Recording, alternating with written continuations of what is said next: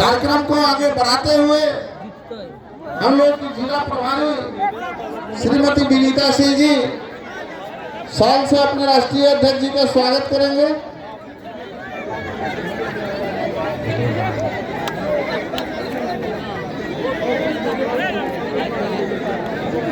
चिराग पासवान जिंदाबाद,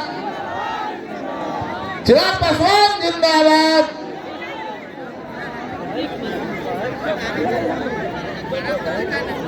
चिराग पासवान जिंदाबाद, चिराग पासवान जिंदाबाद। हेलीकॉप्टर छाप देश नहीं पूरे विदेश में अपना परचम फहराने वाले राष्ट्रीय अध्यक्ष आदरणीय चिराग पासवान जी मंच पर विराजमान, बिहार प्रदेश के प्रभारी खगड़िया के सांसद अरुण भारती जी, युवा के हमारे प्रदेश अध्यक्ष वेद प्रकाश पांडे जी और इस कार्यक्रम में बढ़ चढ़ कर के हिस्सा लेने वाले शशांक बलवंत मिश्रा जी, शहनवाज कैफी जी, राष्ट्रीय महासचिव। मंदिर का शिलान्यास हो रहा था। इधर चिराग पासवान जी भगवान माता सीता माता की धरती का कैसे, सीता माँ का मंदिर का कैसे भव्य मंदिर बने उसकी चर्चा में लगे थे। आपने देखा होगा इससे पहले भी रीगा में एक बड़ा कार्यक्रम हुआ था, उसमें भी आए थे। तो रीगा चीनी मिल से लेकर के सीतामढ़ी तक कॉरिडोर बने जिससे लाखों की संख्या में हमारे भक्त आते हैं। जैसे अयोध्या में वैसे सीता मैया की धरती में वो आए और दर्शन करें। तो लगातार हमने अपने नेता को देखा है। आपके बिहार का बेटा, आपका नेता चिराग पासवान हमेशा अगर चिंता रखते हैं तो बिहार के लोगों की चिंता रखते हैं। हमेशा उन्होंने नौजवानों की चिंता की। कैसे यहाँ से अभी हम नजारा देख रहे हैं कि जैसे अल्लू अर्जुन गांधी मैदान में आए थे, अभी आपने देखा होगा उसी तरह चढ़े हैं। जरा मैं प्रशासन के लोगों से देखूंगा कि भाई आप लोग सुरक्षित रहिए। सभी नौजवानों से आग्रह है और ये छत पर भी इतनी बड़ी संख्या में भाई आप लोग अपने आप को जरा सुरक्षित रखिए। आपके बीच अभी नेता आपके आएंगे और अपनी बात आपको बीच रखेंगे। तो मैं ये कहना चाहता हूँ आपके बीच आपके नेता आए हैं, आप इनको सुनने का काम करिए। बिहार में नौजवान की, महिलाओं की, किसानों की हर जगह बेबाकी से अपनी बात रखने वाला अगर इकलौता कोई बिहार में नेता है तो चिराग पासवान जी है।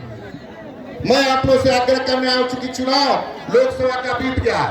लोकसभा में आपने देखा होगा कि लोक जनशक्ति पार्टी रामविलास का स्ट्राइक रेट 100% रहा। 5 सीट हम लोग को गठबंधन में मिली और हम लोग लाखों की संख्या से हमारे उम्मीदवार जीतने का काम किए। केंद्र की सरकार बनाने के लिए पुनः मतदान में भाग लेना पड़ेगा और लक्ष्य रखा हमारे नेता आदरणीय चिराग पासवान जी ने कि 2025 विधानसभा में 225 विधानसभा प्रत्याशी और 2043 में 2025 हमारे विधायक एनडीए के जीत के जाने वाले काम करेंगे। इसी क्रम में मैं आपको आग्रह करूंगा, हम अपने सभी कार्यकर्ताओं से कि आप लोग जिस तरह से अपनी मेहनत के साथ संगठन पे पूरा ध्यान दिए हैं और संगठन को ध्यान देने की आवश्यकता है। सभी हम जिला कार्यकारिणी अपने जिला जो भी हमारे कार्यकर्ता है सबसे मैं आग्रह करूंगा कि और अपने संगठन को मजबूत करिए, बूथ स्तर तक और नौजवानों को, महिलाओं को जोड़कर समाप्त करता हूँ। जय हिंद, जय भारत, जय लोक जनशक्ति। इस कार्यक्रम को आगे बढ़ाते हुए हमारे रीगा चीनी मिल चालू करो अभियान के संयोजक रंजीत मिश्रा जी, दिगंबर मिश्रा जी और साथ में हमारे यहाँ तीनों प्रखंड अध्यक्ष नागेश जी, विजय पासवान जी और पंकज जी, सब लोग मिलकर हमारे राष्ट्रीय अध्यक्ष जी को स्वागत करेंगे। उसके बाद राष्ट्रीय अध्यक्ष जी का संबोधन होगा। आप लोग एक बार जोरदार तालियों के साथ स्वागत करिए। चिराग पासवान जिंदाबाद, चिराग पासवान जिंदाबाद, चिराग पासवान जिंदाबाद। साथियों, यह सौभाग्य की बात है कि जिस रीगा चीनी मिल के लिए हमारे राष्ट्रीय अध्यक्ष जी ने पहली आवाज बुलंद की, उन्हीं के आने के बाद परसों से रीगा चीनी मिल चालू होने जा रहा है। साथियों, एक बार जोरदार ताली से स्वागत किया जाए। साथियों, पुनौरा में भी अपार धन मिल गया है। देखा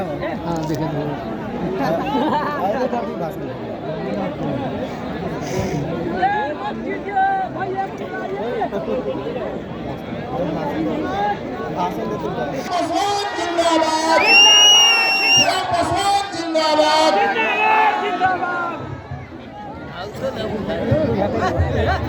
साथियों,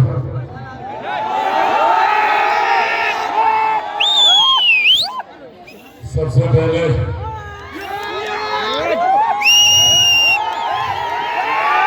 इस प्यार के लिए, इस सम्मान के लिए आप सबका हृदय से आभार व्यक्त करता हूं।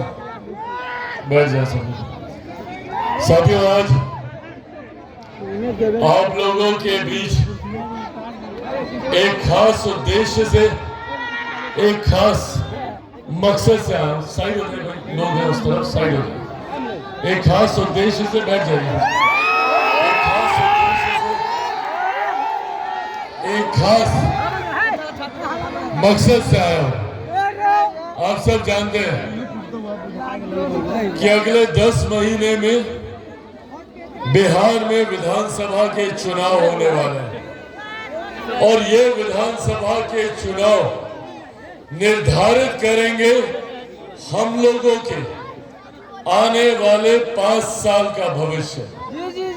और आज की तारीख में जब बिहार एक परिवर्तन के दौर से गुजर रहा है, जब बनिस्बत बाकी राज्यों के बिहार भी अब विकास की सीढ़ियों पे चढ़ने की कगार पर खड़ा है, ऐसे में ये चुनाव हम सबके लिए बहुत महत्वपूर्ण होने वाले हैं। हम लोगों ने एक लंबा समय बिताया ये सुनते हुए कि बिहार पिछड़ा है, बिहार पिछड़ा है, बिहार पिछड़ा है। अब ये समय है बिहार को एक विकसित राज्य बनाने का। भारत एक साथ आजाद हुआ। भारत के तमाम प्रदेश एक साथ आजाद हुए। तो ये सवाल हमें अपने आप से पूछने की जरूरत है कि क्या कारण रहा कि कहीं दिल्ली बंबई जैसे चमचमाते शहर बने तो वहीं दूसरी तरफ बिहार प्रदेश जो आजादी के 75 साल के बाद आज भी पिछड़ा प्रदेश कहलाता है।